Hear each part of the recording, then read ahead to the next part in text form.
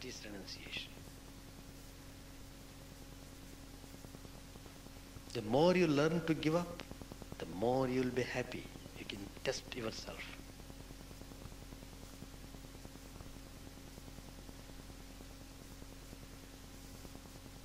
In Belur the Ramakrishna Mission headquarters, one day I was watching morning. About 5 dogs on one side and the same number of dogs on the other side. They're shouting and barking ferociously as if they are about to kill each other. It was a sight to see. I was standing there and watching what these dogs do. The reason was very simple. The reason was one of the dogs strayed into the area of the other dogs. They had themselves put a boundary, territory. They should not cross. The moment, it's literally true. So about half a kilometer away, it runs like a rocket, simply because another dog came into his territory. Just to drive him out, get out. You have no right to come here. It is my area. And the whole area belongs to Sri Ramakrishna. The dogs are quarreling. It's my area, my area. Another instance also. All these things have got wonderful value if you understand. That's what I'm telling. Develop philosophical approach. You'll be very happy. Before coming here, I was in Ramakrishna Mission Institute of Culture, Gold Park in Calcutta, South Calcutta. So, one day I was walking on the terrace. It was very pleasant to walk. It's a big compound, big building. So on the terrace, you can easily walk without any problem, without any disturbance, no traffic problem, no people to disturb. Suddenly, lot of crows are making noise. Suddenly, all of a sudden, hundreds of crows. Same reason. One of the crows entered into the area of the other group. They are fighting. Same way we are fighting in this world about the possessions, about the property, about all those things.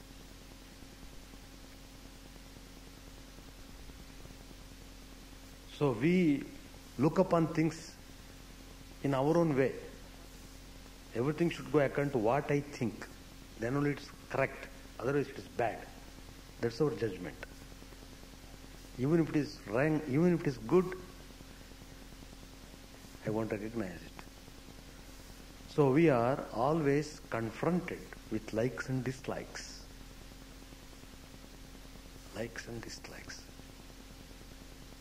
That's the world. Another occasion, Bhagavan laughs. What is that? When a man is about to die, the doctor comes and tells, "Oh, no, I can make him alive, don't worry. I will give one shot, he'll be all right." But God knows, I am taking away his life and this fellow is coming and flattering the people that he would save the life. Anyway, the point we should remember is that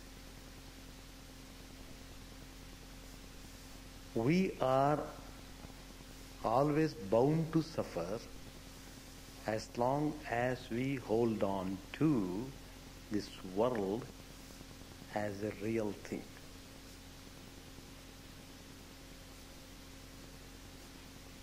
Whatever religion we may follow, but the Vedantic attitude is very helpful to us. Vedantic, impersonal aspect. It's very useful. we should be always open-minded to reason. Reason. What a joy it is. What a joy it is. It removes all frustration. If you don't have reasoning, you will die out of frustration. Reasoning faculty. It's remarkably wonderful. That you will get if you show interest in Vedanta. You may follow any religion.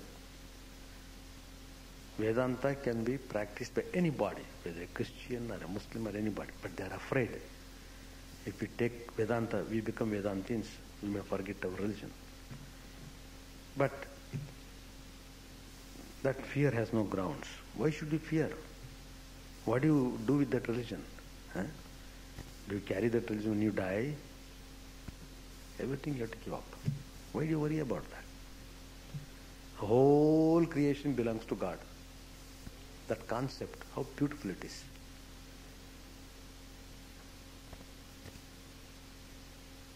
But we are quarreling. I belong to this country. I belong to this nation. I come from there. He comes from there. What is all these things? We are all in this world. We are to live in this world happily. That's all. Now, as long as we have not realized God or the truth,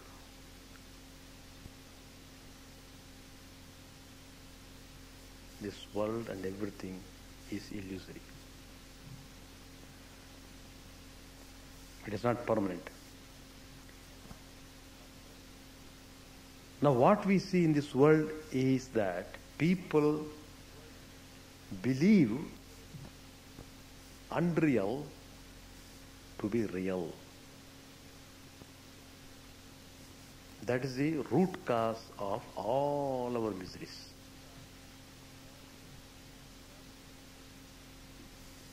Because they are believing the unreal to be real, it leads them to forget God, to ignore the divine power which is behind everything.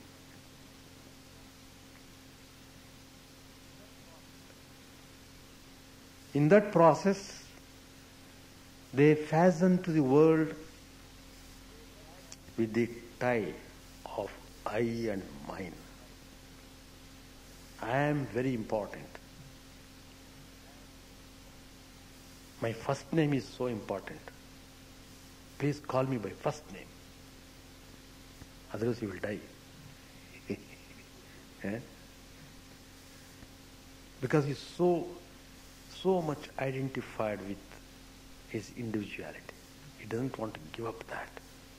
He's terribly afraid. He can give up everything probably. He doesn't want to give up himself.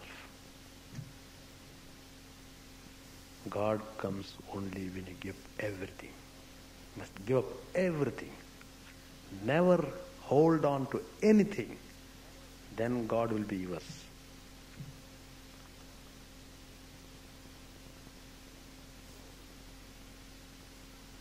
So, thinking this unreal world as real, it leads them to further. What is that? They become terribly attached to the things. Once the attachment comes, it sinks them down and down. There is no rising up, going down. You become heavy. You become very heavy. Heaviness is due to attachment.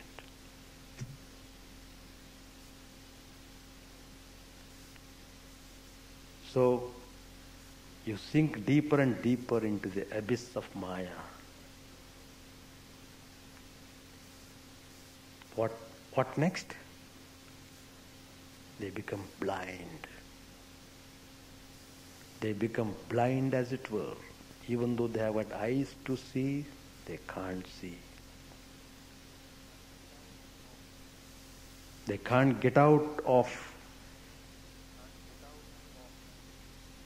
the meshes of Maya, even when the way lies open.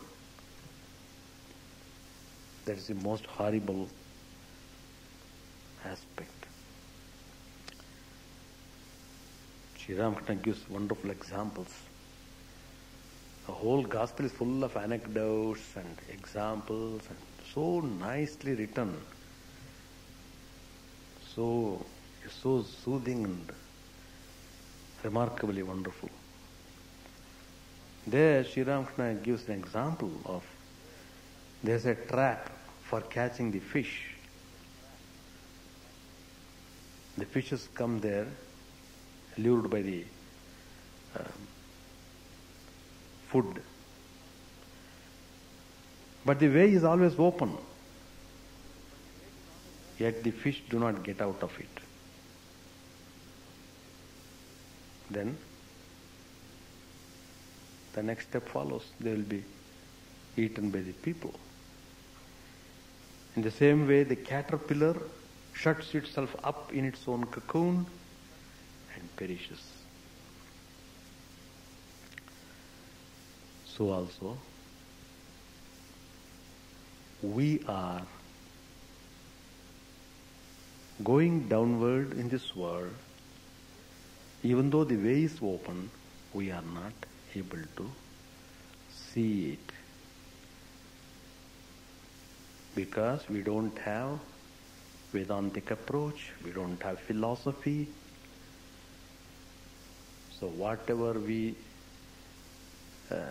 think and see through our senses, we consider them to be real.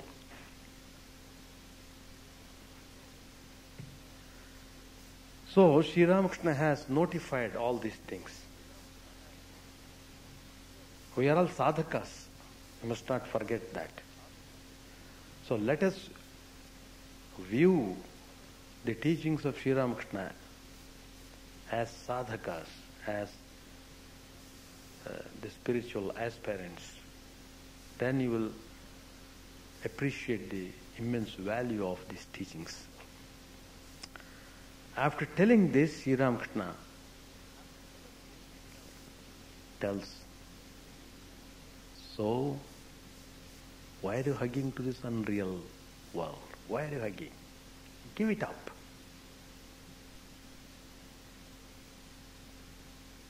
He's telling in very clear terms, that is, giving up, renunciation. Renunciation is essential to realize God.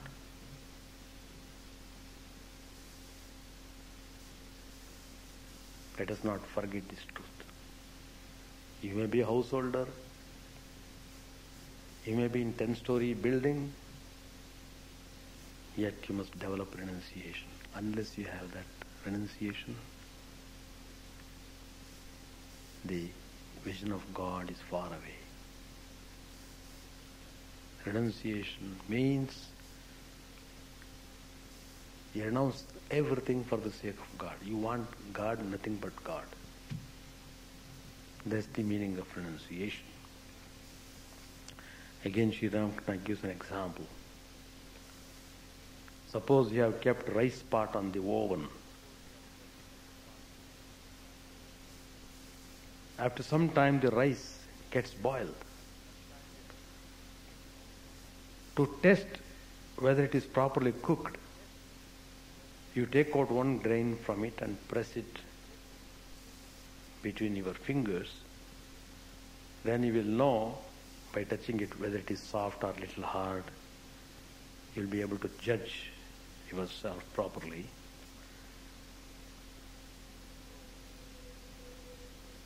So, you would not surely press each and every grain of rice. You just take one grain and you will make judgment. You will know the condition of the rice by testing only a few grains, you will know the everything. So also, you can know whether the world is real or unreal, eternal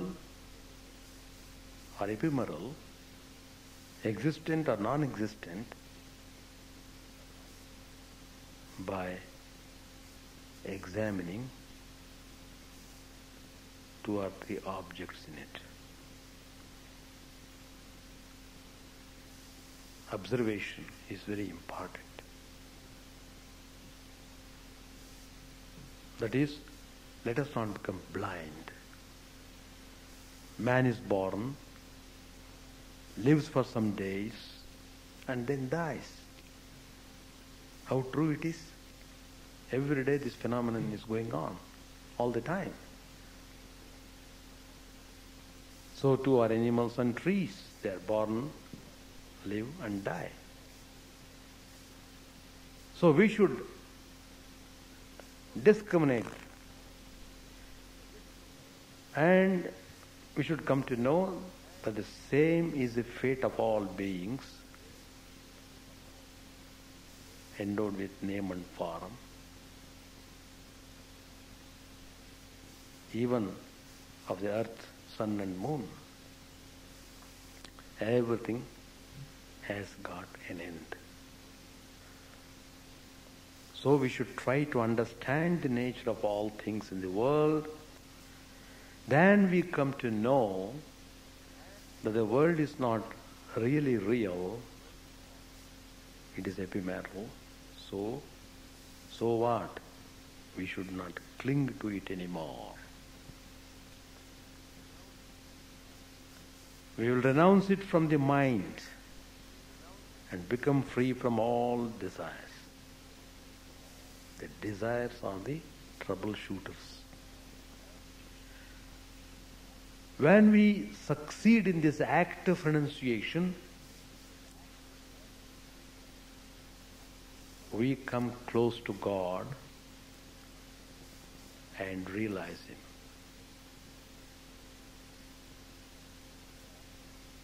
When we succeed in the act of renunciation,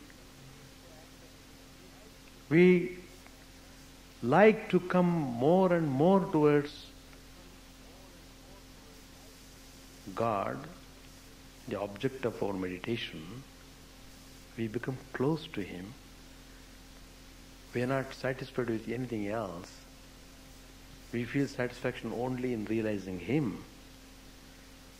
That idea becomes very strong, and we give whole attention towards that. And now Sri Ramakrishna tells another very important point which all of us should remember, that same thing has been said in many ways.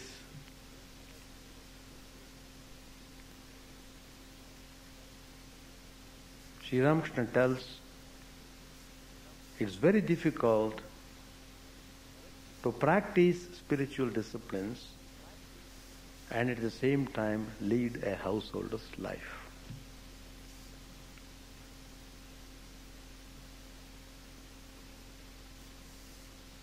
What does it mean? It means householder life means, comparatively speaking, there are many, many, many hurdles, difficulties, abstractions, so many things. Disease, grief, poverty, misunderstanding with the partner, husband or wife, and disobedient, stupid and stubborn children, and so on. All these are listed under householder's life.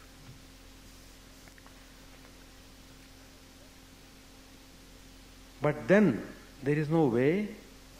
Sri Ramakrishna tells, still there is a way. There is a way if you want to have it Otherwise, it's not visible. If you say, I'm a grihi, I can't do anything, then what can be done? If you take that stand, I can't do anything, that means you will, alright, that means you want to die, not doing anything. It's a desperation.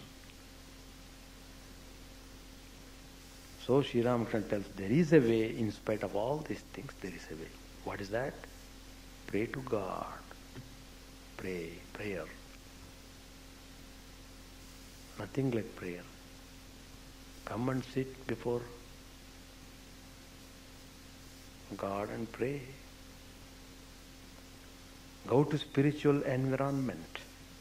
Spiritual environment is very important.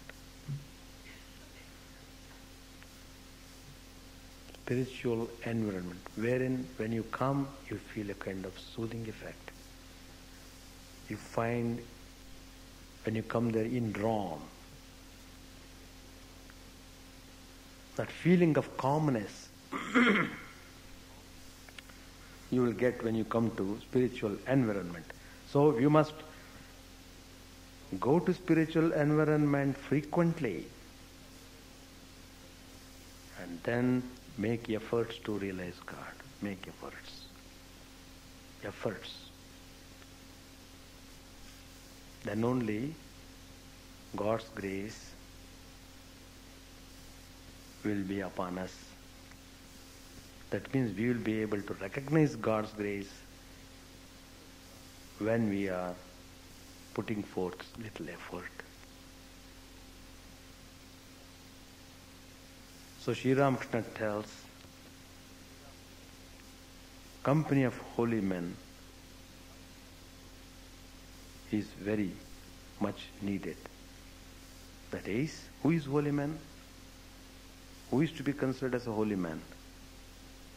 He who is living spiritual life. He is considered as a holy man. That will help us greatly.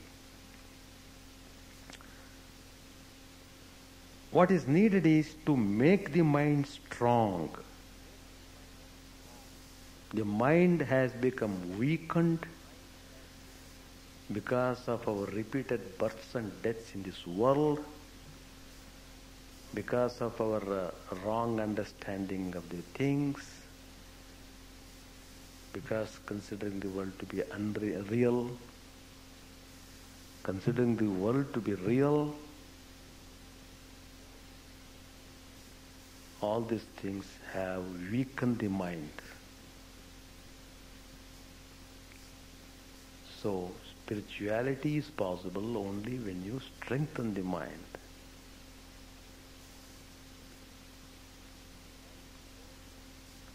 Mind, of course, it rebels. The moment we want to make it behave, it reacts.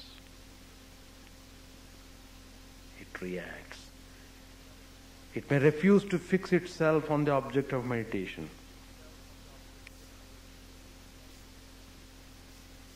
But we have to pass through all these initial troubles. Nothing is easy. We should not at all worry over this. We should go on telling our beads morning and evening, even though the mind wanders, even though the mind is running everywhere, still I sit and repeat God's name. Japam. It has got tremendous value. Sri Ramakrishna tells it has got tremendous value. We should never give it up. And there is no reason to despair either. In time, everything will come out all right. Everything will come out all right. Our mind may not settle always on our object of worship. But it must get settled for some time at least, maybe once in 15 minutes. That should be enough.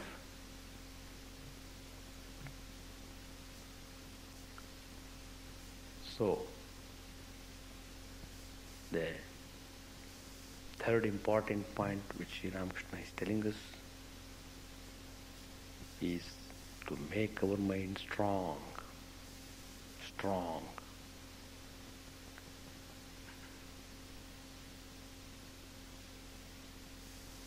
Let us not weaken the mind anymore. Going towards the world means weakening the mind. Going towards God means strengthening the mind. That's all. So with these few words, I conclude my talk. The embodiment of all religions, who gave practical instructions to follow spiritual life,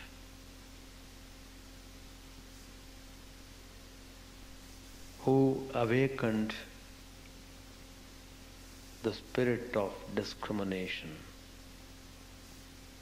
that helps us to know God.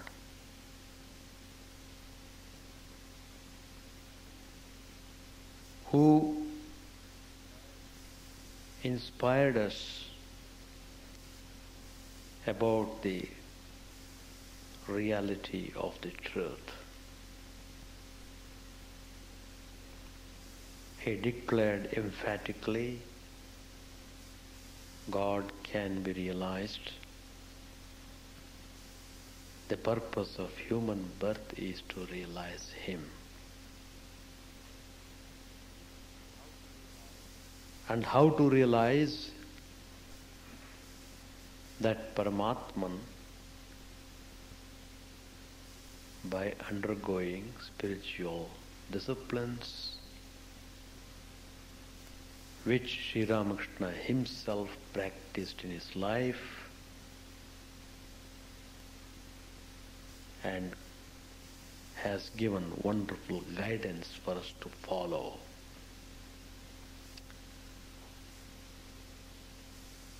Sri Ramakrishna said, I have prepared everything, rice, dal, whatever that is required for the nourishment. But you have to take it. Food is ready. You have to take the food inside. Then you will get nourishment. You will get wonderful results. So Sri Ramakrishna's ideas go deep into our heart because they are supported by Sri Ramakrishna's own experience of the truth.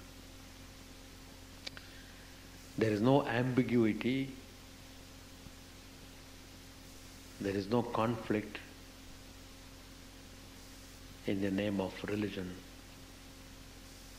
or about the existence of God. Everything is made clear. In spite of all these things, we are still blind, totally blind to understand things.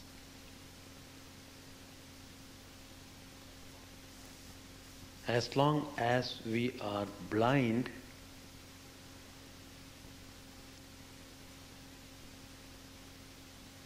there is no way to get rid of from suffering. We have become blind. Why? Because we have lost all the powers of the mind. We have reduced the mind to some useless matter.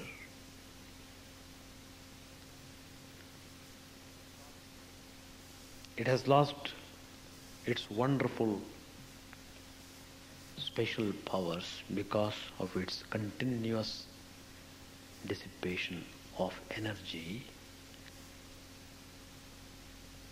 in the world.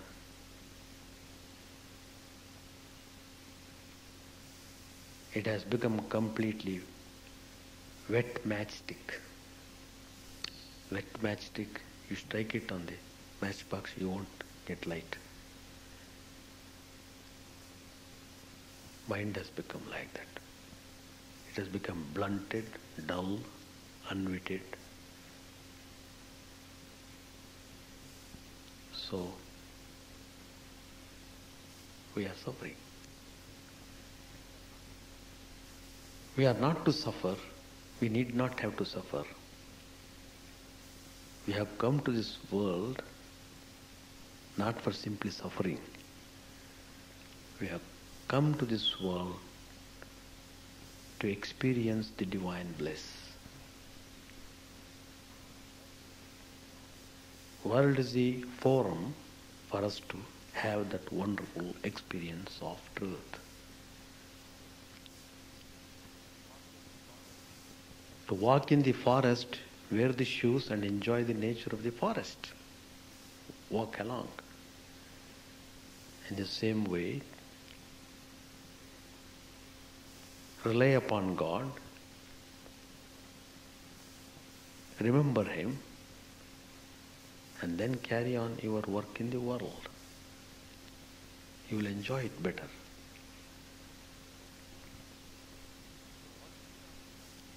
So what Sri Ramakrishna is emphasizing here is that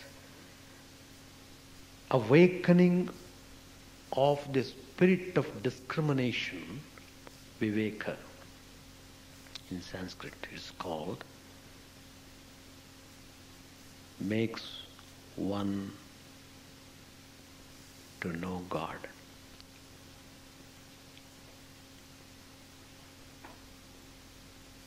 What we see in this world,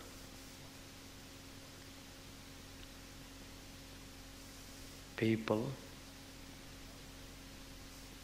love deeply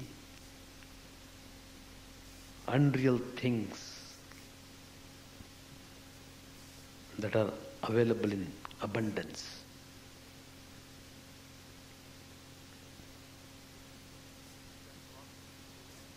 In that process, they become more and more involved, committed,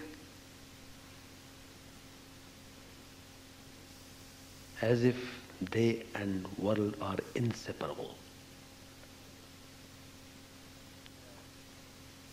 They desire more and more comforts,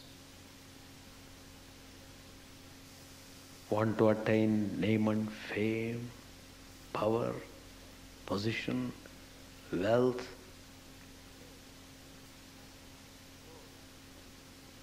So, they are kept ever busy in one way or other in the world. Consequently, they are caught up by pleasure and pain resulting from the success or failure of their actions.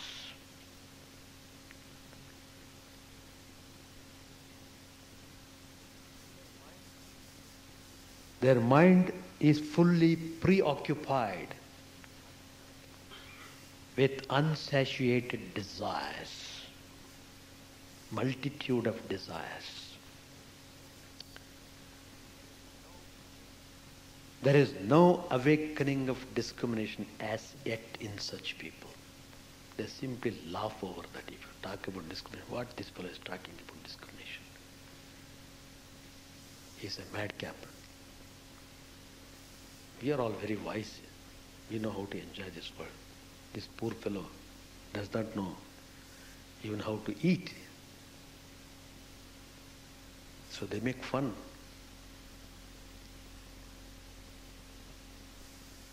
They make fun of those who practice spirituality. So much they have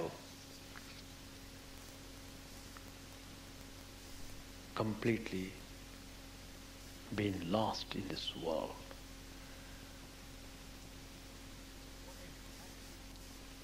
What exactly the discrimination means? It is the reasoning by which one is able to determine the real and the unreal. Real means eternal and unreal means impermanent. So by constantly practicing discrimination, one comes to know that God is the only substance and all else is non-existent.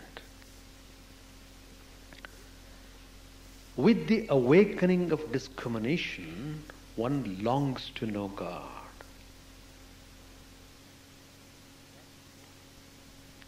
Then only the mind is turned inwards. Now all our mind is outward. Though we may close our eyes and sit in the chapel, the mind is outside. We don't know how to bring the mind inside as long as we have not developed the faculty of discrimination.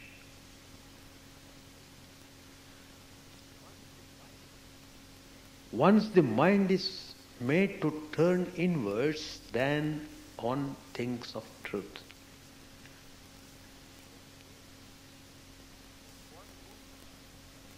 If one moves about with discrimination as one's friend,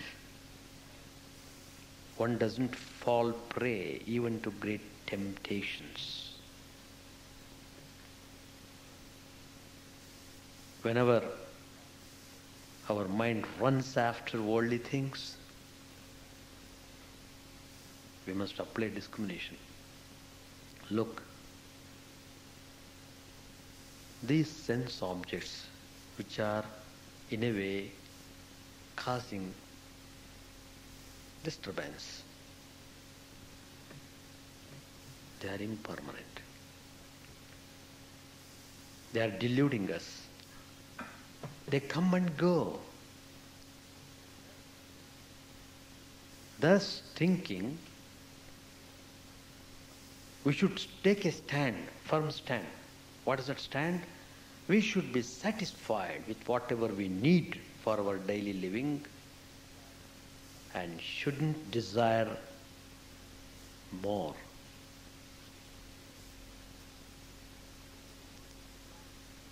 Too many worldly belongings displace the thought of the reality from the mind. The reality is one, and that is Brahman, God. He alone is real and everything else is unreal. Everything else is changing continuously. The Paramatma is non-changing reality. We should impress these thoughts again and again upon the mind that needs our frequent association with men of spirituality. That makes our discrimination more effective.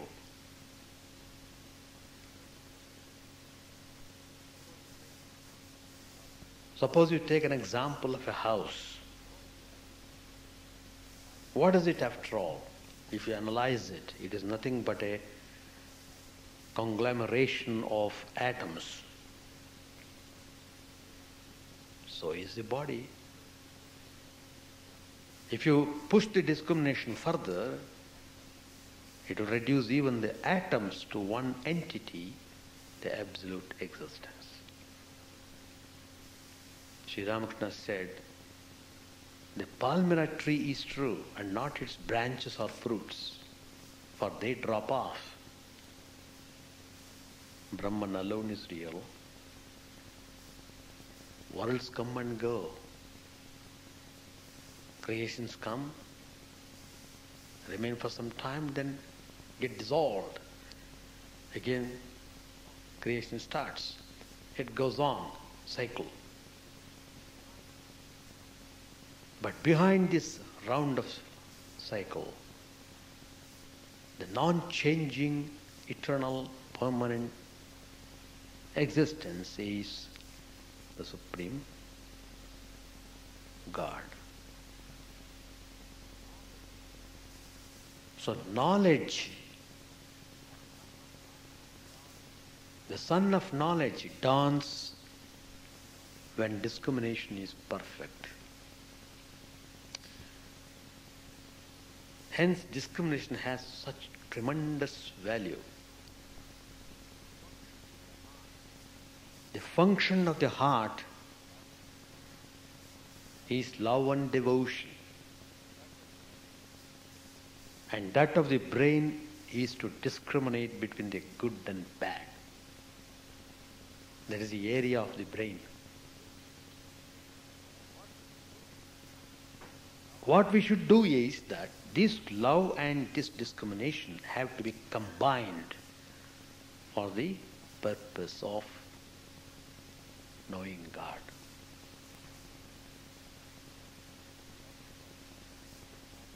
Lust for wealth, power, and other pleasures blinds one of all the power of discrimination.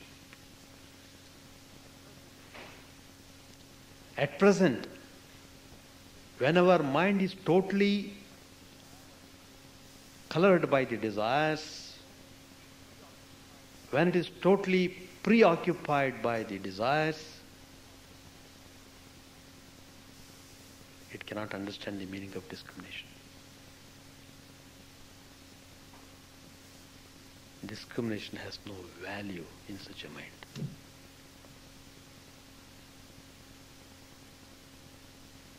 So, how far we have allowed the mind to degrade to such an extent? That's to be properly examined. There's so many instances how people get into lots of trouble because of the want of discrimination.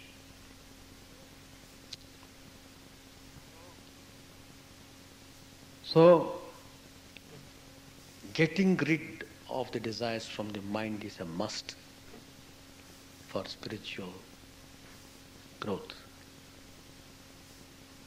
Otherwise, you will not enjoy the spiritual ideas at all.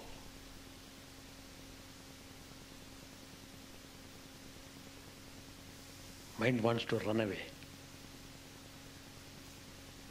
Just as people said to their friends, how long you are sitting in front of Sri Ramakrishna to hear about what he is talking? Then those friends said, no, we want to hear all his words are words of wisdom, we want to hear. Or did you keep on hearing? We will wait for you in the port. They could not stay there because their mind is full of worldly desires.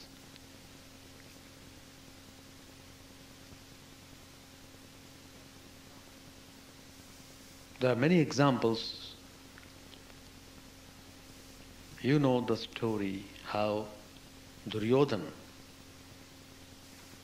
the king of Kauravas, he went to Dwarka to meet Lord Krishna to take him to his side before the war began, the famous war between Pandavas and Kauravas.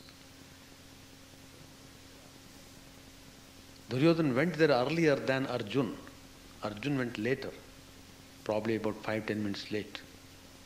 But by then, Duryodhana had already gone there. He has gone inside. The Swamiji, Sri Krishna, Lord Krishna is sleeping, taking rest. And he just went inside Krishna's bedroom. He was full of pride, full of egoism. I am the king. I am the ruler of everybody. I am such an important person. So important person must have important seat for him to sit. So I should sit by the side of Krishna. So he selected a place where he could sit, where Krishna's head was lying. He didn't choose to sit at the feet of Krishna. He had that pride, I am the king. About 10 minutes later, Arjun came. He was not even aware that Duryodhana has come. He simply ran and sat at the feet of Lord Krishna in all humbleness. He was so joyful because it is not easy to get the lotus feet of Krishna so easily. But Arjun got it, in spite of Duryodhana coming earlier. He was unfortunate because his mind was full of desires for name, power, position, wealth, etc. So his intellect has become dull. He couldn't think properly. Even when Krishna offered him, what do you want, Duryodhana? Duryodhana was telling, I am coming for the first time. I came first.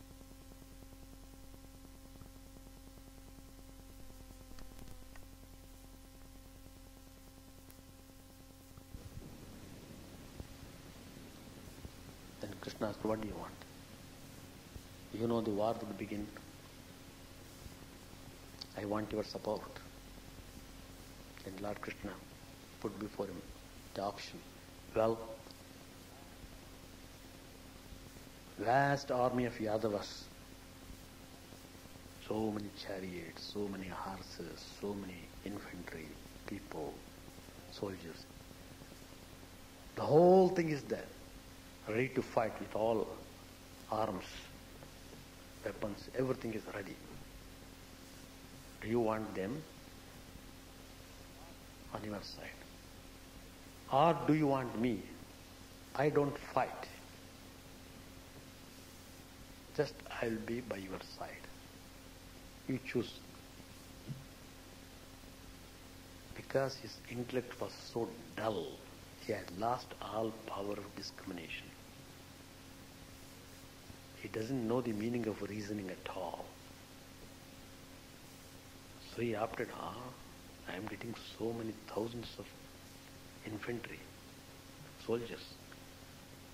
Why should I have to bother about one Krishna? I have got so many people to fight for me. So he opted the army, Yadava army, rather than Krishna. When the question was asked to Arjun, Arjun was shedding tears. Oh Lord, I want you.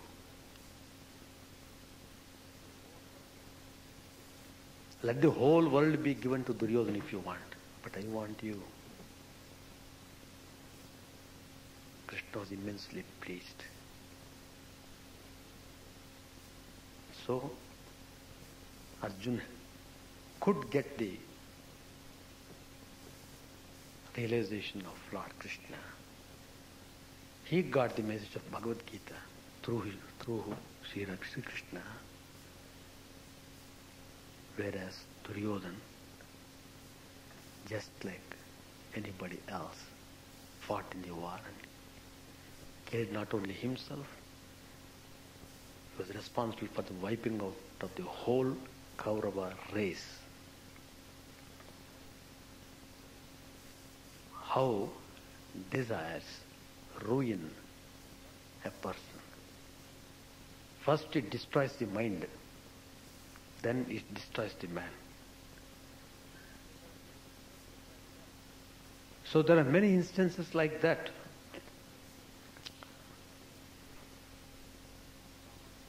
Even in Ramayana, if you happen to see the great Asura, Ravan, full of lust, full of power, full of glory. He was aspiring for glory. He wants to be known to the whole world. He even went to the heavens to fight with gods. And he even succeeded. Even Agni, Varuna, Shani, all these presiding deities of the planets, they were all serving Ravanasur just like slaves. They were so frightened by this power. And he was enjoying that power so immensely.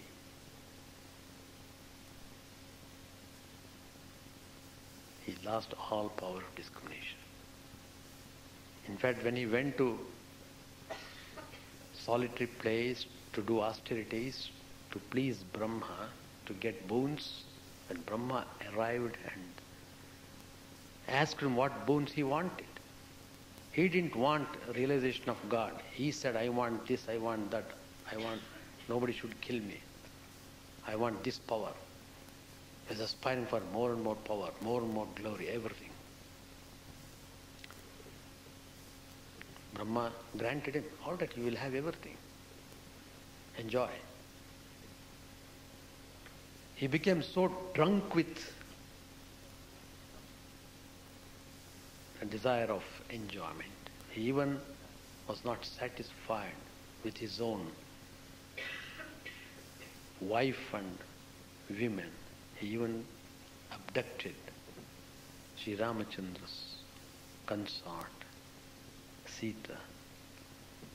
In spite of the advice given by Vibhishan not to do that, he didn't heed the advice. He thought there is nobody to challenge him. He can do anything. So like that we have got many instances.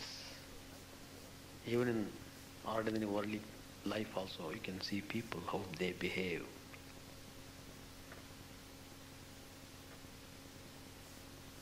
God cannot be known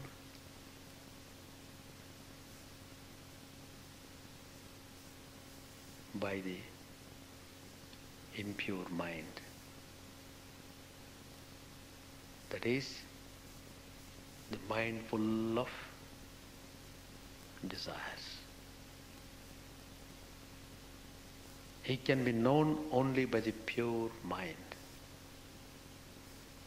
God reflects completely in the mind free from all dust of impurities. Sri Ramakrishna has made this point very clear. We must cultivate the power of discrimination. We should take refuge in God. There's one way to keep our ego under control. What power do we have? Sri Ramakrishna tells that. What power man has got? Take refuge in the Paramatma. He will deliver you from all sins, whatever sins you might have committed. Everything will be just burnt away. It will be burnt away. It will be washed away. All the sins will be washed away. And He will give you right understanding. He will take complete responsibility for you. But that initial faith we must have. Initial faith. Yes, God is there. to take care of the whole universe. Does he not take care of me? The part and parcel of the universe. So Sri Ramakrishna tells, take refuge in God, then carry on your duties. When you take refuge in God, you must be very careful about doing your duties and responsibilities in a proper way, not in a shabby way.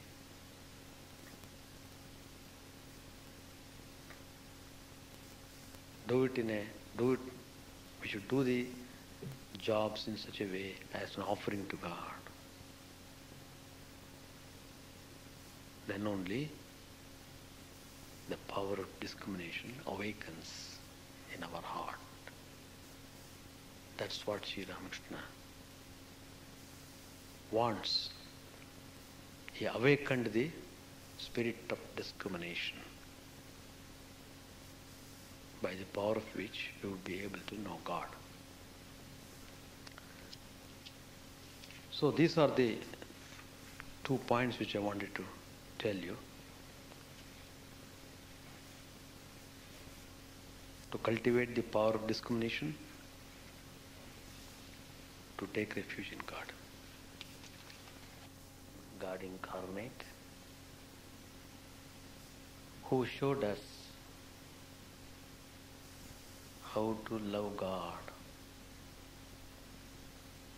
who showed us the spiritual path to the vision of God.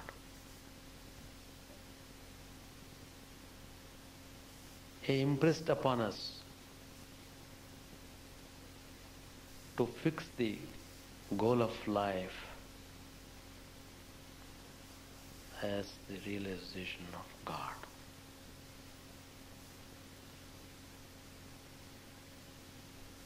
And Sri Ramakrishna came and he practiced all the spiritual paths leading to the same goal. Each one is good. One can follow any path, but we should know properly and be sincere and serious about practicing spirituality in our life.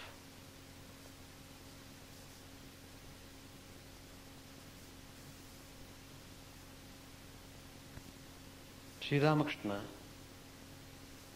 in the course of his spiritual talks, said that where exactly God resides, what is the location of the Paramatman? It is true, God is present everywhere.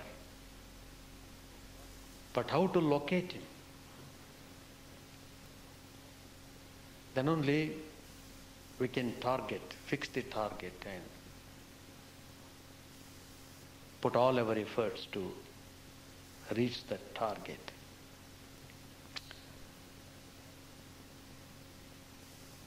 Sri Ramakrishna tells that Paramatman is ever shining in our innermost heart.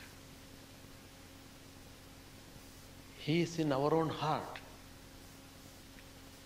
He is to be found out within.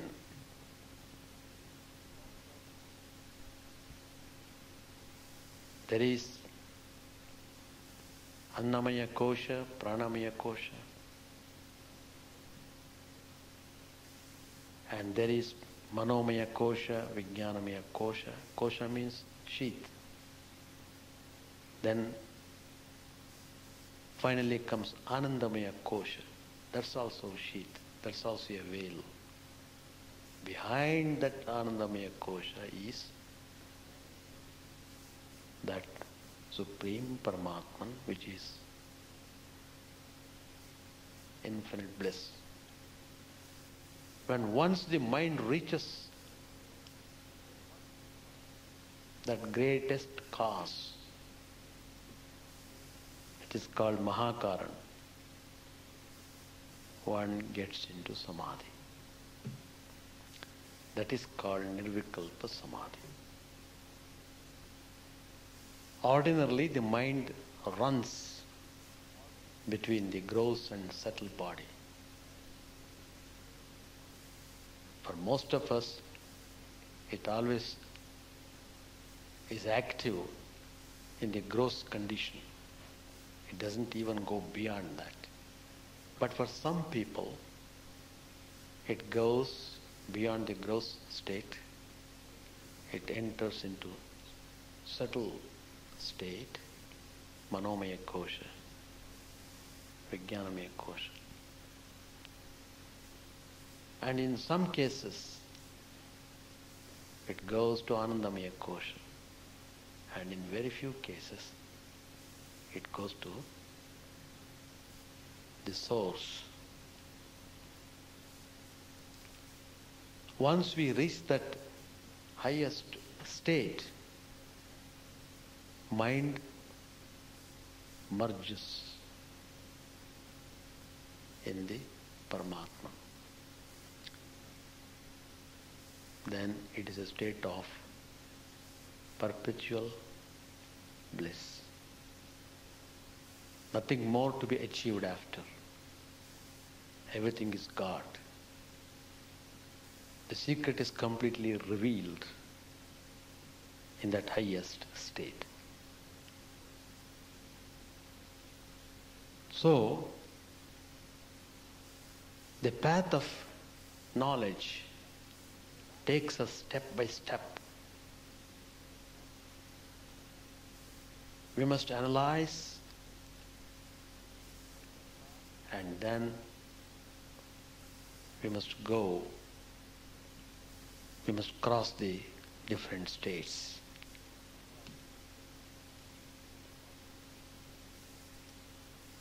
What we generally think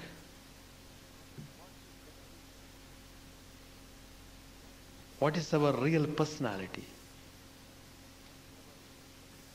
Body, mind, intellect, and ego, all put together, is considered a real personality. That's what we think. But behind the mind, behind the body, behind the intellect, behind the ego, there is something else which is non-changing, non-moving. The moment we know that that is our real personality, that all other things of the world are subject to change and destruction,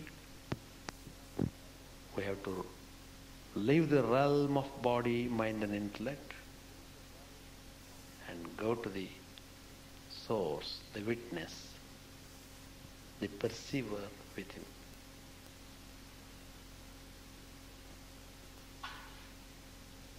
The difficulty is that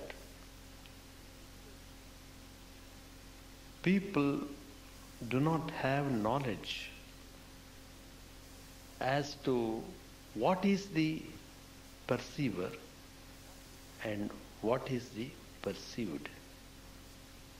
Although the mind and the body function, behind the mind and body there is something that supplies the power to them. That is the real perceiver. When anything happens to our body and mind, we think we are suffering. The idea, I am sick, I am blind, I am hurt, I am unhappy. All these are born out of our identification with body and mind. We are totally identified with that, so we suffer. When my body is sick, I should make an inquiry as to who is sick. Am I sick? No. The body is sick. Am I the body? No. I am not the body. I am not the body. The body is mine. I am that which is the life behind the body, the possessor of the body, the perceiver within the body. Thus we should analyze and we have to trace it within ourselves. So all the actions we do are performed with the understanding that I am the body, I am the mind, I am the intellect. As long as this way of understanding remains, we are not going to come to a state where they can put a stop to these actions and attain liberation. As long as we are identified with this body-mind mechanism, we are bound by actions. When these three equipments, namely body, mind and intellect, are themselves subject to change, and when all the things they come in contact with also are subject to change, how can we have peace that is non-changing if we identify ourselves with these equipments? One day or other, we must be able to dissociate ourselves with this body, mind, intellect and ego. The purpose of spiritual practice is to disidentify ourselves.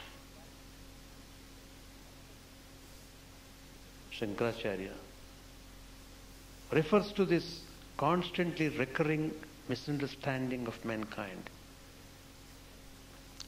In the very opening state of his Brahma Sutra, Bhashya, he says, what is the real I in you and what is objective to you? You think the world is objective and the subjective I is your body and mind. But the body, mind and intellect are as subjective to you, the real I, the real personality in you, as the world outside. Locate that personality and know it. When you know it, that being non-changing and permanent, you will remain there unaffected by the pleasures and pains that the world may offer you. You are no more cheated, you are no more shaken by sukha and dukkha of the world. Without knowing this, we think we are the body, mind, etc. When the very thing which is having pleasure or pain, that is the body, mind, are subject to change and are perishable, how can we have non-changing bliss? Lord Krishna deals with this ignorance in us. He said, Prakritehe kriyamanani gunaihi karmani sarvashaha ahankara vimudhatma kartahamiti manyate. The meaning is, all actions are done by the modes of nature. But one who is deluded by egotism thinks, I am the doer. I have done this.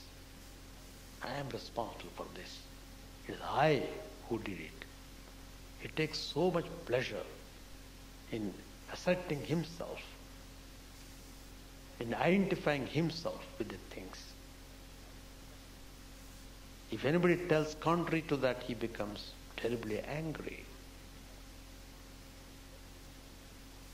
Suppose we take the burden of another on ourselves,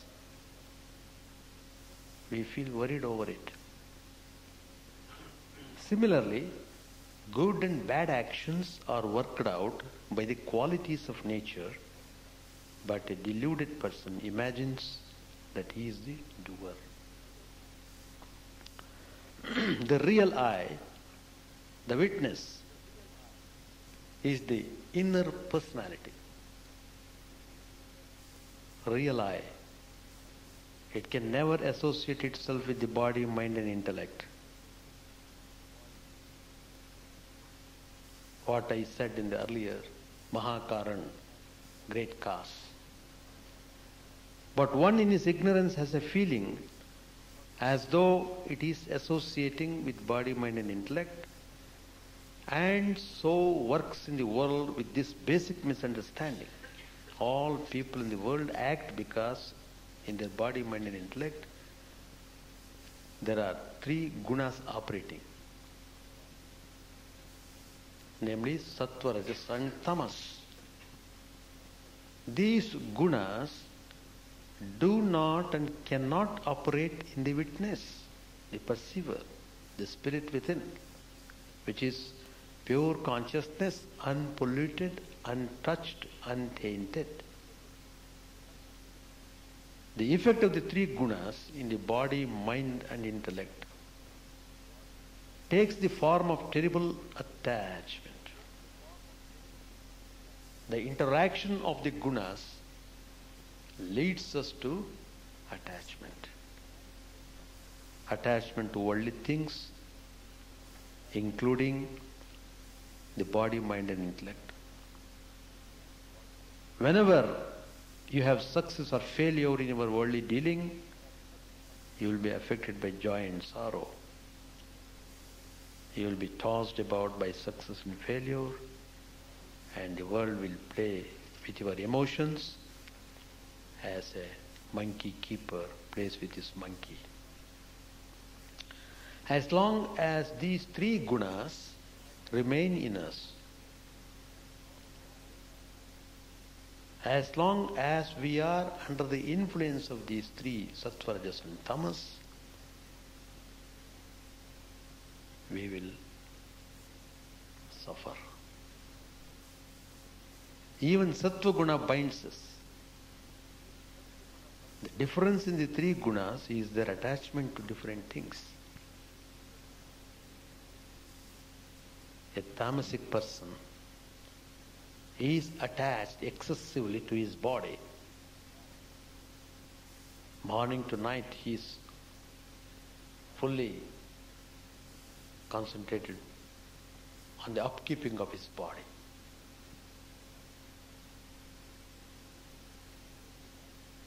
He lives only to satisfy his bodily passions and desires. Such a person is caught up in sleep, sloth and laziness. A rajasic person, he is attached to his body and mind.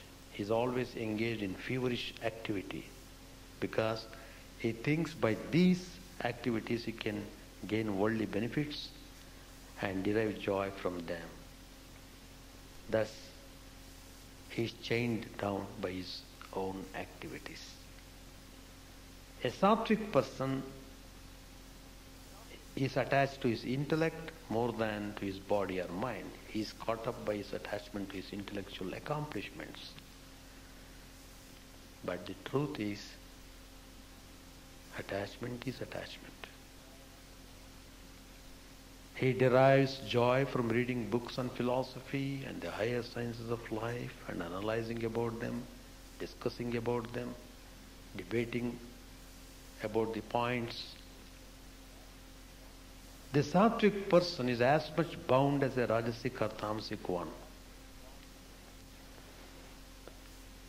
But you won't get real joy as long as you are under the influence of these three gunas, either sattva or rajas or tamas. So one must transcend even his sattva guna if he aims at liberation. So that is why Vedanta says very clearly, read the scriptures, understand them, and then actualize what you have read by practicing sadhana. Not much of intellectual eminence is required for attaining liberation. Just the knowledge that there is a non-decaying, undying principle in us which is not affected by pleasure or pain, and which is of the nature of pure consciousness, pure bliss, it is enough for many people of ordinary intellect to turn inwards and realize the soul. You might have studied all the holy scriptures, still you would be as much disgruntled and discontented as any other man of the world who has not even heard of the holy scriptures, if you remain in theory itself without practicing it. So precept and practice must go together. Sri Ramakrishna has shown through his life that whatever he has spoken, himself has practiced it. All his teachings are the experience he got through his realization. So thus operated by these gunas, one identifies oneself with the body, mind and intellect. This ignorance which makes him think that his real personality, the real I, is associating itself with his body, mind and intellect, keeps him bound in the unreal things of the world. So this ignorance creates in him the egoistic ahankar. I am the doer, I am the enjoyer, and he takes the pride, I did this and I did that, this is mine and that is mine, etc. So thus constantly harping on what all he has done and what all he possesses, he meets his end. That means death. So Lord Krishna says further, Tattvavittu mahabaho gunakarma vibhagayoho guna guneshu vartanta iti gatva na sajjate. Those who know the truth that the dispositions of nature and the actions springing from them are distinct from the Atman do not get attached, understanding that it is not the Atman but the dispositions of nature as organs that settle on the respective objects, which too are products of the same dispositions. So who is the knower of truth? It is he who knows that the non-changing principle underlying the changing phenomena of the external world and the principle underlying the changing phenomena of his body, mind and intellect are one and the same. Such a person is called Tattvajnani. Having come to know that there is such a non-changing principle in himself, he must leave the ever-changing realms of body, mind and intellect and remain aloof in the inner personality, He knows that the gunas operate in the body, mind, intellect realm, and that he is beyond them, that they do not affect his real personality in the least. So having this detached attitude, he is not bound by the actions of his body, mind and intellect. In the course of his dealings in the world, he may have to display all sorts of emotions and reactions. He may even have to fight with the people. But in all this, though he puts on a mask of anger, inwardly he is serene. Even when he is acting, he stands apart and looks at his own actions as ordinary people look at others' actions. It is possible for you to develop this attitude and frame of mind. In Karma Yoga, you cultivate samabhav and do not let the world react on you. But when you develop witness attitude, there is no question of the world reacting on you at all, because you are entirely away from the realm of body, mind and intellect, where the world can react. You are just observing, not taking part in the worldly dealings of the body, mind and intellect. What happens if you are not able to keep yourself apart? People who are deluded by the gunas of nature attach themselves to the actions that those gunas prompt. Nevertheless, the knower of truth should not unsettle the minds of the ignorant. They should be gradually made to realize their folly. People who are not able to dissociate their true personality from the body, mind, intellect realm, and to stand apart and witness their own actions, become attached to their actions, which are actually born out of their gunas.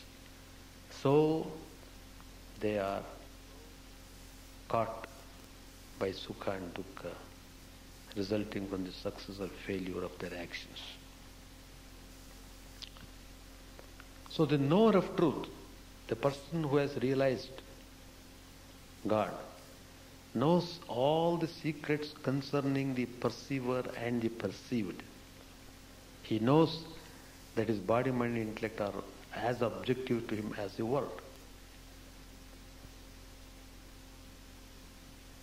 But he should not unsettle the others who have not come to this stage. He should only point out that excessive attachment to the world causes all problems and frustrations. So we should learn to be non-attached and be a witness to everything in the outside world, as well as to anything that emanates out of our body, mind, and intellect. So we should work as a karma yogi and cultivate equanimity. Lord Krishna says then the technique of doing duties in this world by which one will be able to free from the bondage. Lord Krishna says, Mai sarvani karmani sannyasa adhyatma chetasa nirashir nirmamo bhutva yudhyasva vigatachvaraha. Why are you suffering unnecessarily? Why do you feel you are so much burdened? Because you are getting all these frustrations since you are thinking that everything is done because of you, and so you are undergoing a lot of suffering. But then how to get over that? Offer all your actions to me, Lord Krishna says. Fix your mind on the Paramatman. Try to get yourself free from the unsatiated desires and egotism. Then fight free from mental fever. If we analyze thoroughly, we come to know that desire will lead to regret and sorrow sooner or later. We should not think we can have permanent happiness from the world. We should not give way to desire and suffer the consequences. We should be free from the desires. We should be without the sense of I and mine. When we identify ourselves with the inner perceiver, we will have no more my and mine attitude. We should work this, whatever that has come to our lot, without any egotism, identifying ourselves with our real personality. So when the Lord says, Yudhyasva vigata jvaraha, fight, that is, we should carry on our work in the world without fever, without tension. Jvara is the fever we suffer from when we associate ourselves with body, mind and intellect and think that joy can be had from the external world. In anything we do, we are anxious about the result, and this association of ourselves with the result is a cause for our tension. And as a result of that, the quality of work also suffers. So with Vedantic knowledge, we should cure ourselves of this fever and work on without being pulled down by it. We should be upright mentally, morally and intellectually, and work on in the world as Lord Krishna has instructed, offering all our actions to Him. Not to be pulled down by the desires anymore. The term Yudhyasva, fight, refers to the battle of life. We are all fighting in one way or other, fighting between good and evil. Life in the world can never be perfect. It is a relative life in which we come in contact with so many things over which we have no control. How can we have peace if we depend on the world? As long as we look into the world for peace, peacelessness is what we get. We should turn within and reach the source of all bliss. If the world teaches us to turn within and become an introvert, the world and life would have served their purpose. So we have come to this world to learn, to educate ourselves. We have come to this world to work for liberation. So this is the path of jnana. So we should have analytical mind and try to analyze the things and arrive at the conclusions, and then try to meditate upon the Paramatman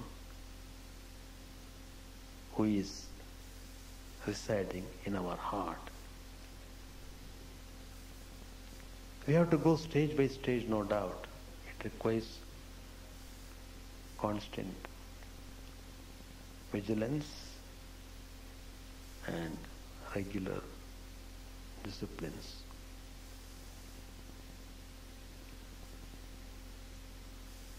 Sri Ramakrishna says, Chaitanya Mahaprabhu came,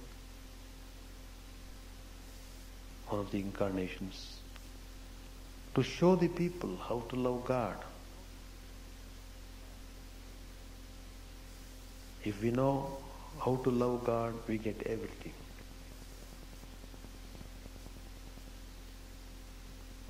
So, there are so many ways we can follow any way, any path we want. But in this Kali Yuga, the path of jnana, path of knowledge is difficult, and path of devotion is easy. Sri Ramakrishna himself has said that. So we reach the same goal. The man who is practicing jnana reaches the goal.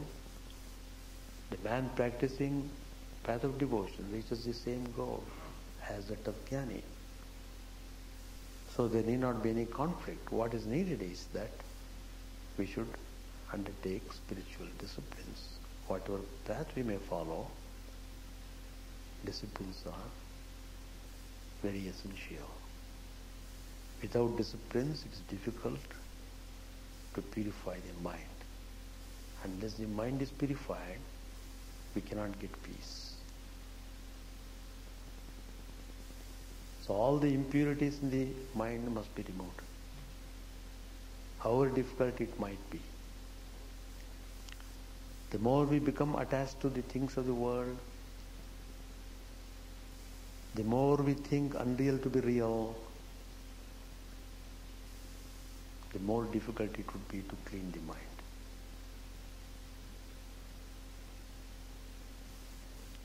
Layers after layers, the impurities have been piled up in the mind. They have become thick rock-like, very difficult to break. Very difficult to break. Probably you may have to use strong dynamite to break a huge rock, So, why should we allow our mind to go into the terrible state and then reverse the process? Why not we become wise when it is not too late? But life is not so easy to understand. People see, but they don't learn.